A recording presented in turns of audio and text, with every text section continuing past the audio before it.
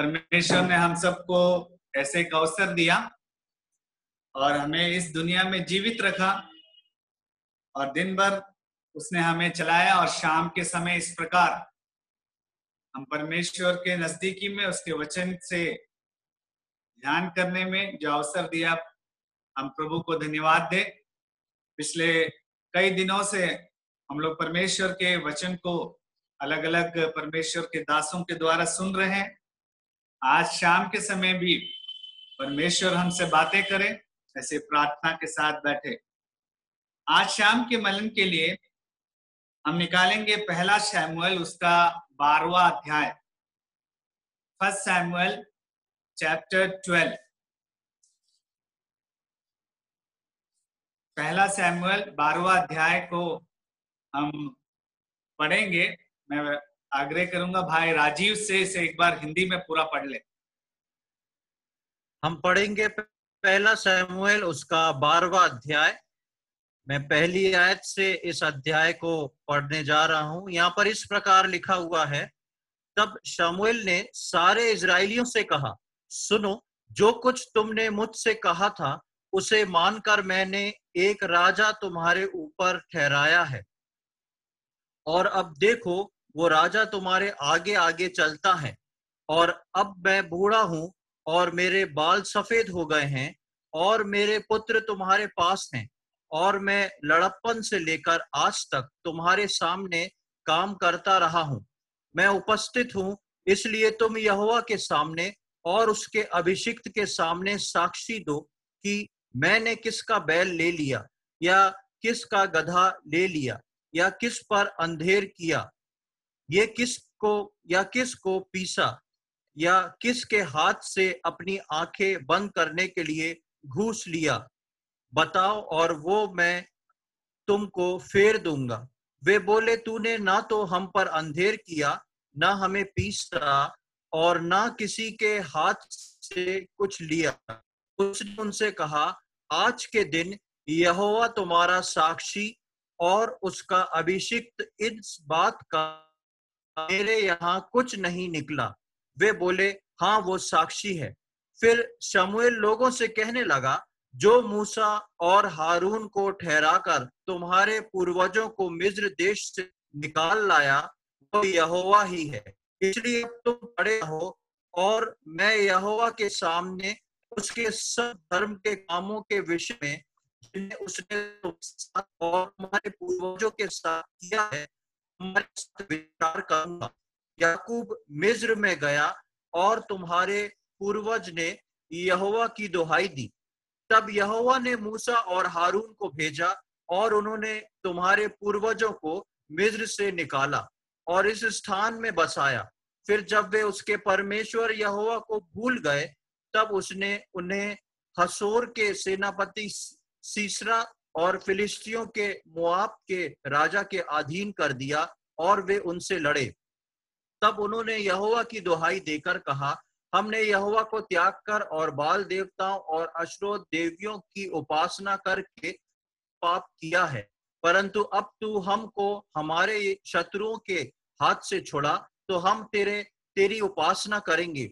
इसलिए यहोवा ने यरूबाल, बादान, यिप्तह और शमूएल को भेजकर तुमको तुम्हारे चारों ओर के शत्रुओं के हाथ से छुड़ाया और तुम निडर रहने लगे।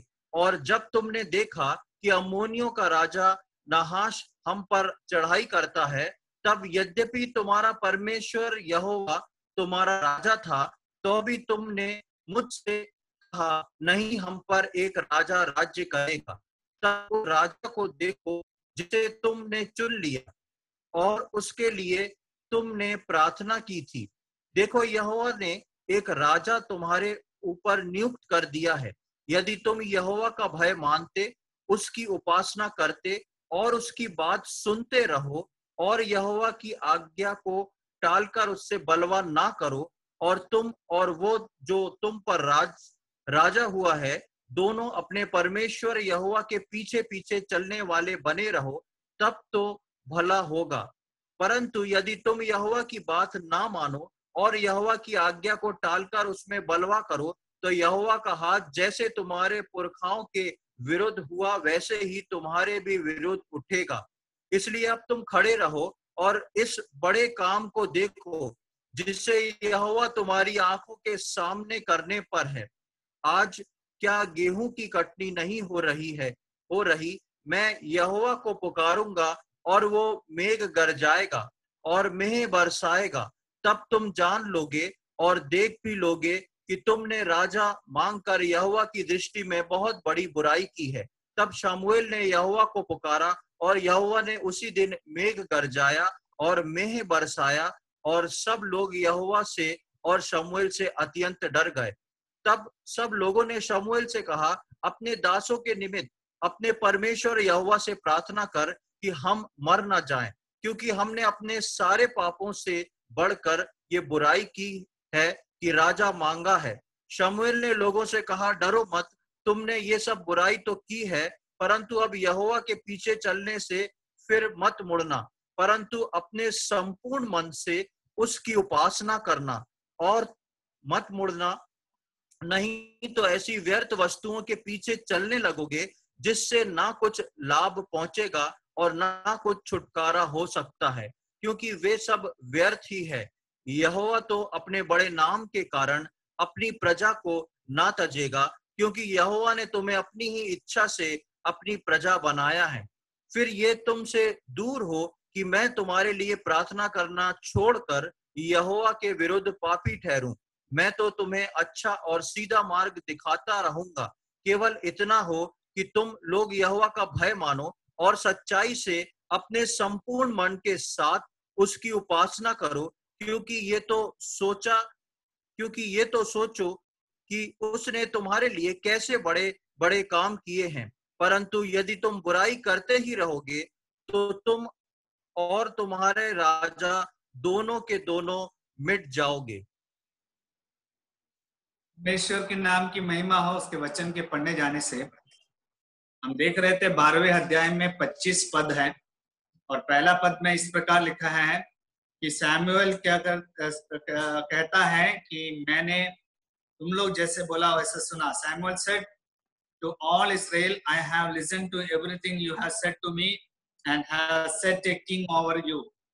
तब सैमुएल ने सारे इस्राएल से कहा, सुनो, जो कुछ तुमने मुझसे कहा था उसे मानकर मैंने एक राजा तुम्हारे ऊपर ठहराया है।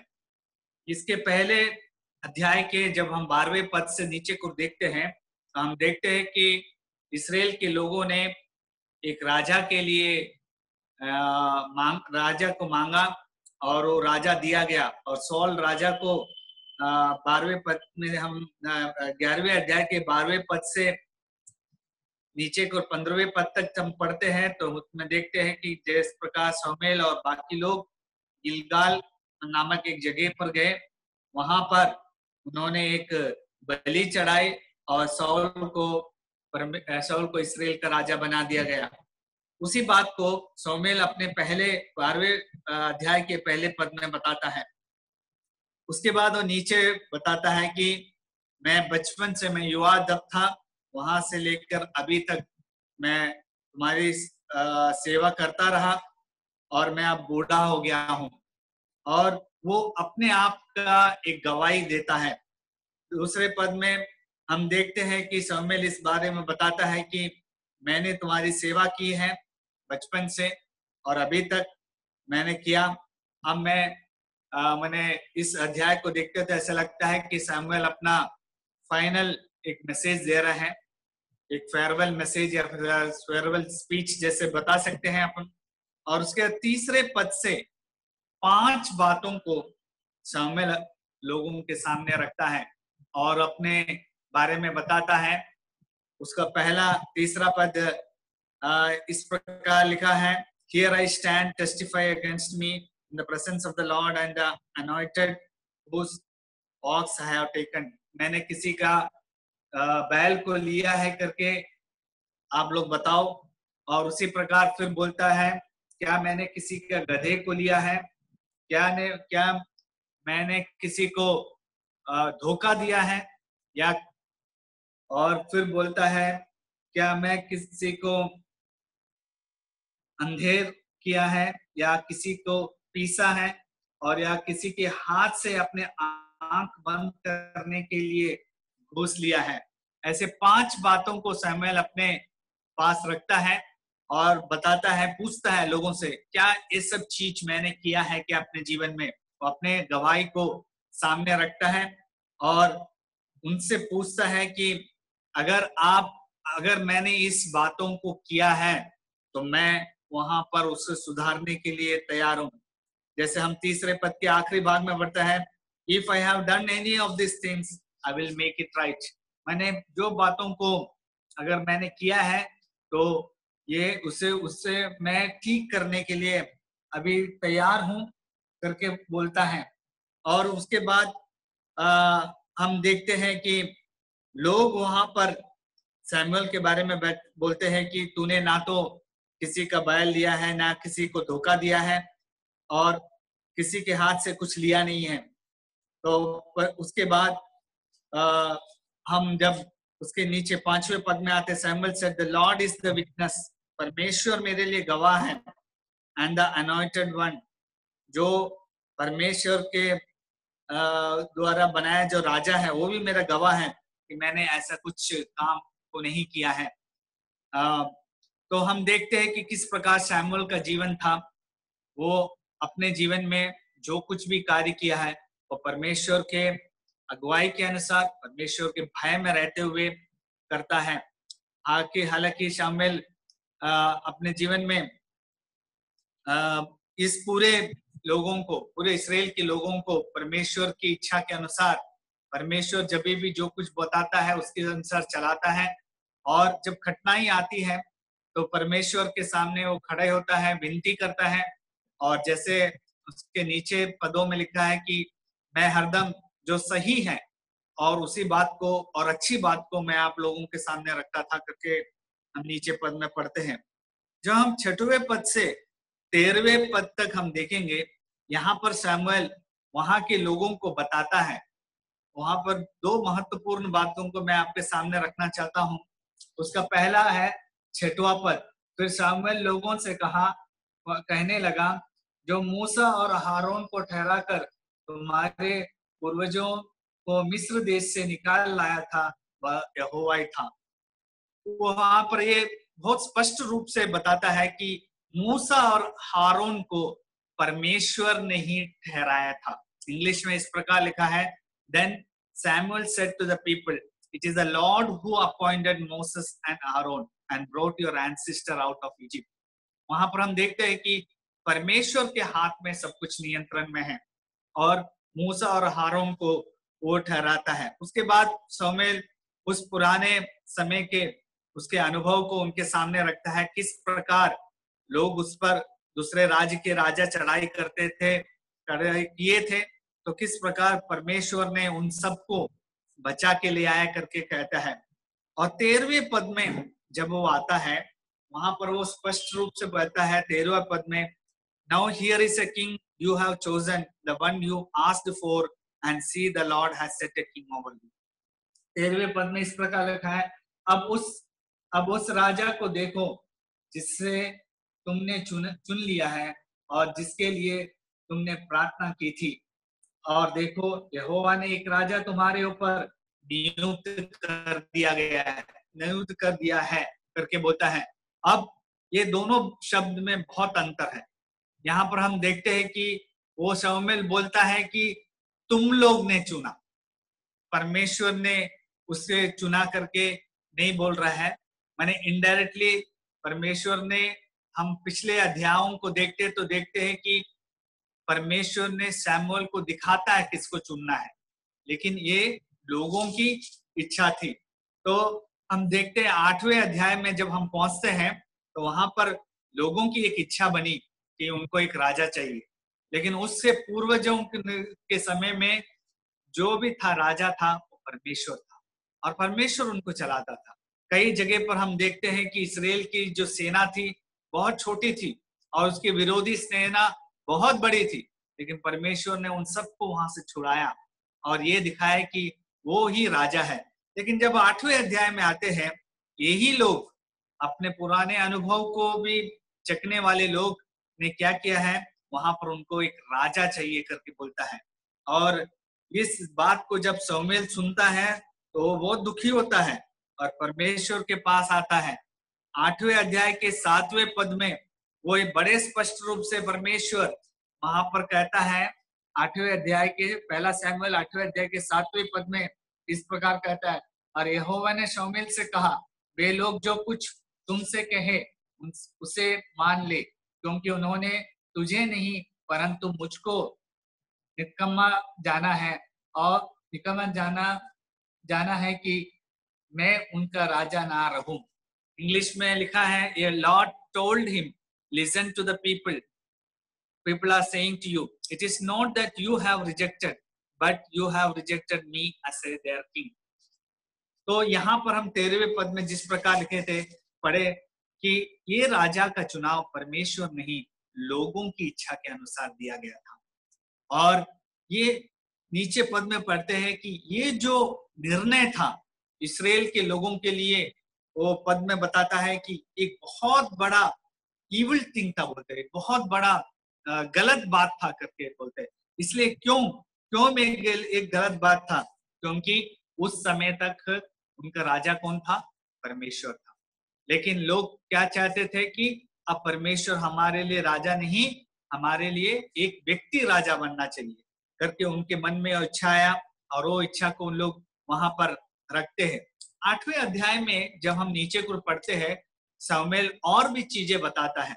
कई बार हम लोग सोचते हैं कि हमारे जो पॉलिटिशियंस हैं, ये लोग इतने क्या बोलते हैं, सुख सुविधा में रहते हैं, और उन लोग अपने तरफ के पूरे एक बार एक पॉलिटिशियन 5 साल के लिए राज्य करता है तो आने वाले 15 साल की उसकी पीढ़ी आराम से रह सकती है, ऐसे सब बातों को बैठे। लेकिन आप 8वें अध्याय को पढ़ेगा ना, तो वहां पर परमेश्वर ने बड़े स्पष्ट रूप से एक राजा की नियुक्ति होने के बाद वो राजा क्या क्या कर सकता है उसमें लिखा है। आपके अपने अच्छे जवानों को लेके चला जाएगा, वो जवान आपको राजा के साथ रहेंगे, और कई चीजों के बारे में, और जो खेती होगी वो खेती में भाग देना पड़ेगा, जैसे हम लोग आजकल हमारे राजाओं को टैक्स देते हैं, उसी प्रकार बड़े स्पष्ट रूप से रखा हुआ है। उसके बावजूद लोग वहां के चाहते थे कि उनके लिए एक राजा हो, और यहाँ पर हम देखते हैं कि एक राजा की नियुक्ति हो गई है, और शमूएल उसके बारे में बताता है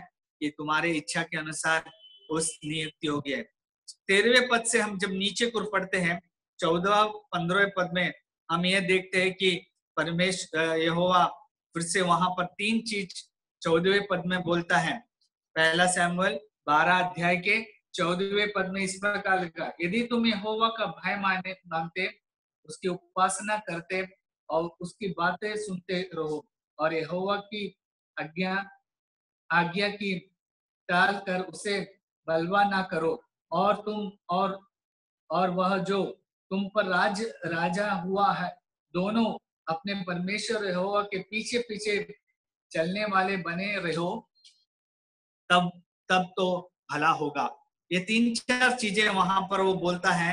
पहले बोलता है भय मानो, उसके बाद बोलता है उपासना करो, और तीसरा बोलता है उसकी आज्ञा को मानो। और ये कौन कौन मानना है? आपके खुद मानने से नहीं होगा, आपका राजा भी मानना पड़ेगा।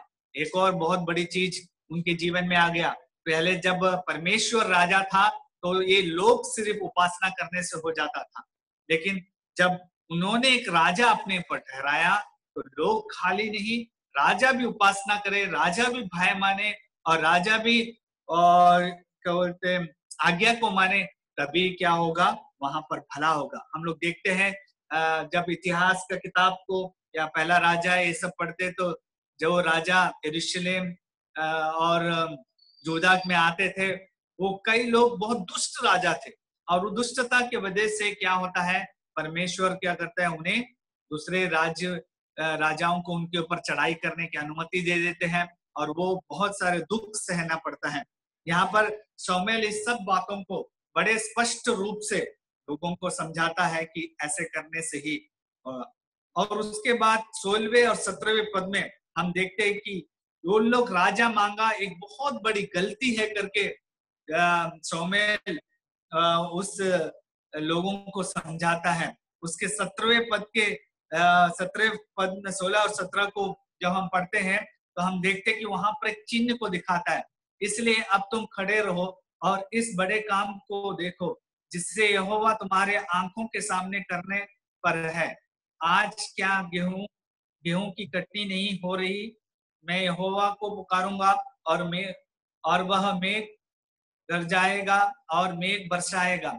तब तुम जान लोगे और देखो भी कि लोग भी तुमने राजा मांगा और यहोवा के दृष्टि में बहुत बड़ी बुराई है। देखिए, उन्होंने राजा मांगा, ये यहोवा की दृष्टि में बहुत बड़ी बुराई इसलिए है क्योंकि उनके जीवन में पहले जो राजा का स्थान था वो यहोवा का स्थान। अब वो राजा क्या बन गया है? परमेश्वर को हटा के एक व्यक्ति, इस दुनिया के व्यक्ति को उन्होंने राजा बना दिया। तो इसलिए उन्होंने जो कुछ लोग पहले भी बुराई करते थे उसके साथ एक बहुत बड़ी बुराई को भी वे कर बैठे हैं करके वहां पर लिखा हुआ है।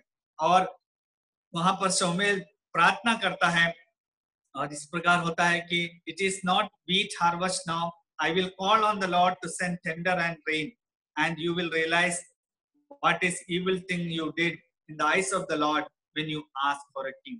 तुमने एक बहुत बड़ी बुराई को किया है करके शमूएल उन लोगों को समझाता है। और वहां पर बहुत बड़ी आंधी तूफान या बारिश होती है और बिजली कड़कती है और लोग फिर शमूएल से 19वें पद में देखते हैं कि वे प्रार्थना करते हैं कि हमें बचाया जाए।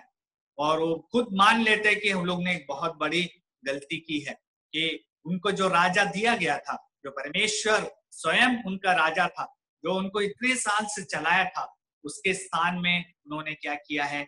एक नए व्यक्ति को राजा बना के रखा है। परमेश्वर अपने दासों के द्वारा यही कई बार इस उदाहरण को रखा है कि मनुष्य के जीवन में पहला स्थान परमेश्वर का ही होना चाहिए। इसका एक बहुत ही अनोखा या उत्तम उदाहरण है। परमेश्वर ने जब उत्पत्ति की किताब में इब्राहिम को बुलाता है, हम उत्पत्ति की किताब 22वें अध्याय में देखेंगे।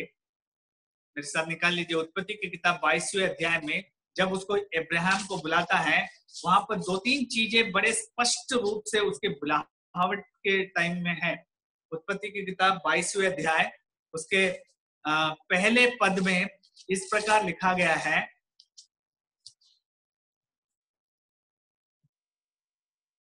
मैं उसे एक बार इंग्लिश में पढ़ देता हूं। उसका पहला पद, sometime later God tested Abraham and he said to him, Abraham, here I am, he replied. Then God said, take your son, your only son, whom you love, Isaac, and go to the region of Moriah. Sacrifice him there as a burnt offering on the mount I will show you. यहाँ पर परमेश्वर इब्राहिम को बुला के बड़े स्पष्ट रूप से कहता है। क्या क्या कहता मालूम? उसके दूसरे पद में टेक योर सन, उसने कहता अपने पुत्र को अर्थात अपने इकलौते पुत्र को इसहाक को, जिससे तुम प्रेम रखते हो, संग लेकर मोरिया देश में चला जा और वहां उसको एक पहाड़ के ऊपर जो मैं तुम्हें बताऊंगा होम बलि करके चढ़ा। देखिए वहां पर स्पष्टता देखिए, परमेश्वर क्यों इब्राहिम को वहां लेके गया? क्यों उसने कहा कि तेरे पुत्र को बलि चढ़ा देना? ऐसा नहीं कहा, परमेश्वर ने बड़े स्पष्ट रूप से कहा तेरा इकलौता पुत्र, और उसने बोला इसहाक। उस टाइम जब इब्राहिम के जीवन में 2 पुत्र था, लेकिन परमेश्वर ने उसने ऐसे नहीं कहा कि तेरे पुत्र को ले आता। शायद इब्राहिम क्या करता मालूम? अगर परमेश्वर बोलता है कि इब्राहिम तो अपने पुत्र को ले आता तो इसहाक को नहीं ले आता। लेकिन यहाँ पर बड़े स्पष्ट रूप से क्या, यहाँ पर परमेश्वर इब्राहिम का विश्वास खाली नहीं।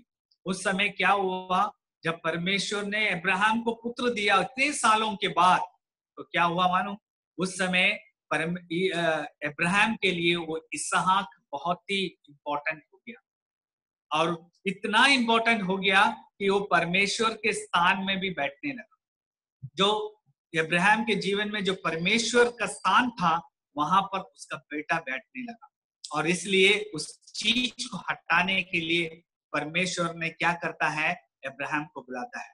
And God is very specific, very clear in speaking. He spoke to Abraham, उसने अब्राहम से बातें की, बोले कि तेरा इकलौता पुत्र, और उसके बाद उसका नाम लेता है उसको, इसलिए कि परमेश्वर चाहता था कि उसका स्थान जो अब्राहम के जीवन में है वो कहीं नहीं हटे।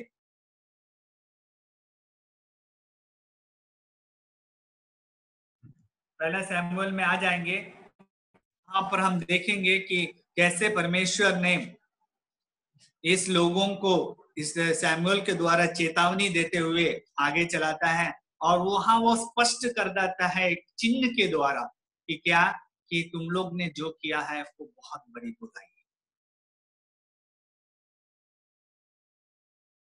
इसका परिणाम देखना पड़ेगा करके वो बोलता है। क्योंकि परमेश्वर किसी भी चीज पर वो प्रसन्न नहीं होता जब तक वो अपने जीवन में उसका स्थान, जो स्थान परमेश्वर को हमको देना है उसको हम नहीं देते। 20वें पद से वो नीचे को जब पढ़ते हैं, वहां के चिन्ह को देखने के बाद वहां के लोग बहुत ज्यादा क्या हो जाते हैं, भयभीत हो जाते हैं। और 20वें पद से हम नीचे देखते हैं कि वो उन लोग सैमुएल से प्रार्थना करते हैं कि हम लोग नाश ना हो जाओ। तो शमूएल वहां पर फिर उन्हें कुछ बातों को बोलता है कि उसके 21वें पद से, और तब और मत मुड़ना, और नहीं तो ऐसे वस्तुओं के पीछे चलने लगोगे जिससे ना कुछ लाभ पहुंचेगा और ना कुछ कराया वो हो सकता है, क्योंकि वे सब व्यस्त व्यर्थ ही है। वहां पर शमूएल बहुत ही स्पष्ट रूप में बोलते हैं, अगर आप परमेश्वर को स्थान ना देकर आगे बढ़ते हैं और चीजों के पीछे बढ़ जाओगे तो क्या होगा, वो सब व्यर्थ है। और वहां पर बड़े स्पष्ट रूप से कहता है कि मूर्ति, do not turn away after useless idols. ये आइडल जो होता है, ये देखिए इनके जीवन में शायद ये हो सकता था कि उनसे इसराइल के जो लोग थे मूर्ति के पीछे पीछे पीछे जाते थे। हमारे जीवन में भी जब परमेश्वर का हमारे जीवन में एक स्थान है, उस स्थान के जगह पर कोई और चीज आके बैठने लगता है, वो एक मूर्ति के जैसे है। परमेश्वर का एक स्थान है हमारे जीवन में, और वो स्थान में कोई दूसरा चीज बैठते हैं, वो शायद हमारा अपने परिवार होगा, या इस दुनिया के कुछ चीज होगा, या कुछ चीज का मोह माया होगा, या कुछ चीज को हम बहुत ज्यादा इंपॉर्टेंस देते होंगे। ये सारे चीज यहाँ पर एक मूर्ति के जैसे माना जाता है। It is treated as an idol, and here Samuel is very clear, कहता है कि ऐसा कोई भी चीज आपके जीवन में नहीं होना चाहिए। 22वें पद से और वो बोलता है, for the sake of his great name the Lord will not reject the people because the Lord have pleased to make. परमेश्वर इसमें आनंदित है कि इन लोगों को अपना लोग बनाने के लिए, इसलिए परमेश्वर आपको कभी भी नहीं त्यागेगा करके बोलता है। और 23वें पद में परमेश्वर शमूएल एक चीज को बोलता है, as for me far be it from me that I should sin against God by failing to pray. वो बोलता है कि अगर मैं प्रार्थना नहीं करता हूं तो मैं बहुत बड़ा एक पाप करता हूं। मैं एक पाप करता हूं अगर मैं आप लोगों के लिए मैं प्रार्थना नहीं करता हूं। और आखिरी पद में वो इस प्रकार कहता है कि but be sure to fear the Lord and serve him faithfully with all your heart. Consider what is great things he has done for you. Yet if you persist in doing evil, both of you and your kingdom perish. वहां पर Samuel बड़े स्पष्ट से बोलता है कि परमेश्वर को भय मानो और उसकी उपासना करो और विश्वास योग्य, faithful with all your heart. जब हमारे जीवन में हम लोग अभी पिछले समय लॉकडाउन के पहले हम देखेंगे कि हम निरंतर चर्च में जाते थे, आराधना करते थे, प्रेयर मीटिंग में जाते थे, बाइबल रीड करते थे। लेकिन उससे ज्यादा एक चीज शायद हमारे जीवन में हम चूके होंगे चूंकि है करके मैं भी विश्वास करता हूँ, वो ये कि परमेश्वर का स्थान, जो स्थान हमें उसे देना है, वो ना देते हुए जब हम बाकी सब कार्यों को करते हैं और हम सोचते हैं कि हम परमेश्वर के संग चल रहे हैं और परमेश्वर हमें चला रहा है, तो कहीं ना कहीं हम कुछ ना कुछ खो रहे हैं। शायद इसीलिए परमेश्वर ने हमारे जीवन में एक फेयरवेल के पहले, फेयरवेल का मतलब यह है कि हमें इस दुनिया के अंत में, जब हम इस दुनिया से जाने वाले होंगे, तब बैठ के सोच रहे कि भाई हमने तो ये सब चीजों को नहीं किया। उससे पहले ही हम सबके जीवन में एक बहुत ही अनोखा समय दिया है। वो समय ये लॉकडाउन का है, जहां पर हम बैठ के सोचे, जिस प्रकार सैमुअल ने 5 सवाल को अपने आप में किया, हमारे जीवन में भी कोई ऐसी सवाल होगा, कोई ऐसी जगह होगा जो हमें उसको ठीक करना है। हमें हमारे जीवन में ये देखना है कि हमारा जीवन का राजा कौन है। क्या कोई वस्तु है इस दुनिया का, कोई हमारे जो प्रिय है वो है हमारा राजा, कि परमेश्वर के स्थान में परमेश्वर ही बैठा है। परमेश्वर हमारे ये कार्यों से आनंदित नहीं होता कि हम लोग हर हफ्ते चर्च जाते हैं, वचन को सुनते हैं, लेकिन हमारे व्यक्तिगत जीवन में अगर हम झांक के देखें, क्या है, कहाँ है परमेश्वर का स्थान? क्या उसको हमें एक स्टेपनी जैसे बैठा दिया है, जब जरूरत होता है, जैसे स्टेपनी होती है गाड़ी में, जब पंचर हो जाती है तो उसको लगा लेते हैं। क्या हमारा स्थान वहीं तक है?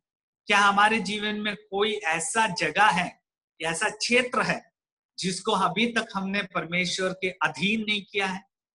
और ये सब सोचने के लिए एक बहुत ही अनोखा समय परमेश्वर ने हमारे जीवन में दिया। हमने परमेश्वर को ग्रहण कर लिया, हमने परमेश्वर को अपने हृदय में लायक लेके आया, लेकिन हृदय में अभी सोच लीजिए कुछ कुर्सियां रखी है और बीच में एक मेन चेयर रखा है। क्या परमेश्वर उस मेन चेयर में बैठा है, कि वो बगल वाले चेयर में बैठा है और जब जरूरत पड़ते हैं तो हम परमेश्वर को बीच वाले चेयर में लाते हैं और फिर बाद में हट जाता है, कोई दूसरा चीज वैसा आ जाता है? परमेश्वर ऐसा नहीं चाहता। परमेश्वर ये नहीं चाहता है कि आप दान दो या होम बलि करो। हम जब उसके पहला सैमुएल 15वां अध्याय के 22वें पद में वहां बड़े स्पष्ट रूप से सैमुएल बोलता है, वो इस प्रकार लिखा है, फर्स्ट सैमुएल 15 का 22, but Samuel replied, does the Lord delight in the burn offerings and sacrifice as much in obeying the Lord? To obey is better than sacrifice, and to heed is better than the fat of the ram. यहाँ पर बड़े स्पष्ट रूप से बताया। तो हम देखें, शायद हम लोग अपने कलीसिया में बहुत ज्यादा समय देने वाले लोग, शायद हम लोग अपने कलीसिया में बहुत ज्यादा पैसे देने वाले लोग, शायद हम लोग अपने कलीसिया में सबसे ज्यादा एफर्ट्स लगाने वाले लोग या काम किए लोग, लेकिन उससे ज्यादा क्या चाहता है परमेश्वर? अगर आपके हृदय में झांक के देखिए, क्या परमेश्वर उसी कुर्सी में बैठा है जो मेन कुर्सी है, कि बगल वाले स्टेपनी वाले कुर्सी में बैठा है और जब जरूरत पड़ता है उठा कर? यहाँ पर इस अध्याय से ये लोग जो थे, जिनके पुरखों को परमेश्वर ने चलाया था, एक समय आया उनको एक राजा की आवश्यकता, और ये जब राजा की आवश्यकता पड़े तो उन्होंने अपने भविष्यवक्ता से बात किया और भविष्यवक्ता ने परमेश्वर यहोवा से बात किया और यहोवा ने कहा कि उन लोग ने मुझे त्याग दिया है और उनको एक राजा दिया जाए, और ये बहुत बड़ी बुराई थी उनके जीवन में। उसी प्रकार हम अपने जीवनों में झांक के देखें, हमारा परमेश्वर का स्थान कहाँ पर है। और मैं सोचता कि ये समय जो दिया है, हम अपने व्यक्तिगत जीवन में झांक के देखने का समय। जब हम कोई एक वचन को सुनते हैं, उसका पूर्णता जब होता है, वो वचन बोलने वाला खत्म हो जाता है, वो खत्म हो जाता है वचन, लेकिन उसका पूर्णता तब होता है जब हम उस चीज को अपने जीवन में अपना लेते हैं। उसी प्रकार हमने प्रभु यीशु को अपने जीवन में ग्रहण किया है, लेकिन हम अपने जीवनों को झांक के देखें कि परमेश्वर का स्थान कहाँ पर है। क्या वो हमारे जीवन में एक कोने में पड़ा है? और इतने साल से हम वचन को सुन रहे हैं, अगर हम उसको वो मेन चेयर में बैठाएंगे तो 15वें अध्याय में जैसे पढ़े हम उसके बातों को मानेंगे। परमेश्वर हम सबको अवसर दिया और इस अवसर को हम लोग अच्छे से उपयोग करें। दानियल के जीवन में वो जिस प्रकार अपनी गवाही को देता है कि मैंने अपने जीवन में कुछ ऐसा चीज नहीं किया, मैंने अपने जीवन में परमेश्वर ने जो बातों को बताया उसी को आपके सामने रखा। हमारे दौड़ में भी हम इस परमेश्वर को जब हम मेन चेयर में बैठाएंगे तो परमेश्वर हमें दिखाएगा कि हमें कैसा दौड़ना है, क्या क्या कार्य करना है, क्या आज्ञा करना है। और वो हमारे होम बलि या उससे प्रसन्न नहीं होता, लेकिन वो हमारा हृदय को देखता है। परमेश्वर ने अब्राहम के हृदय को देखा और उसने देखा कि उसके मेन चेयर में इसहाक बैठा हुआ। इसलिए परमेश्वर ने अब्राहम को कहा तो जा अपने इस पुत्र को मेरे लिए बलि चढ़ा, और वो वहां से हटाना चाहता। शायद हमारे जीवन में भी हम लोग व्यक्तिगत रूप से जानते हैं कि हमारे मेन चेयर में कौन बैठा है, और ये समय होगा कि हमारे जीवन में परमेश्वर ने एक अवसर दिया कि लोग जो हम लोग एक दौड़ में थे, हमको सबको एक विराम दिया, बैठ के सोचने का अवसर दिया। ये लॉकडाउन के बाद हम लोग कोई नहीं बोल सकते कि परमेश्वर ने मुझे सोचने का अवसर नहीं दिया कि मुझे क्या करना है। परमेश्वर ऐसा सब करने के लिए हमारी सबकी सहायता करे। परमेश्वर